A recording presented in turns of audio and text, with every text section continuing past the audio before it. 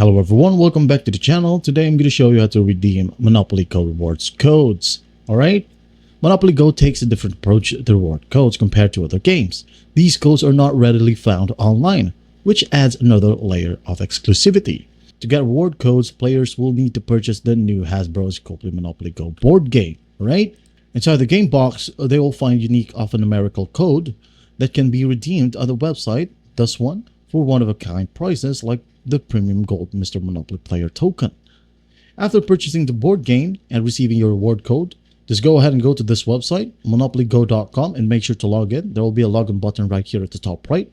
Now, once you're in here, just go to the reward codes tab, and here you're going to want to enter the code from your Hasbro's Copley Monopoly Go board game. Type it down in here. Once done, just go ahead and tap on go, and you'll be good to go. And that's basically it.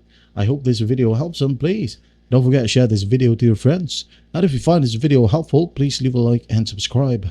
Thank you for watching. Goodbye.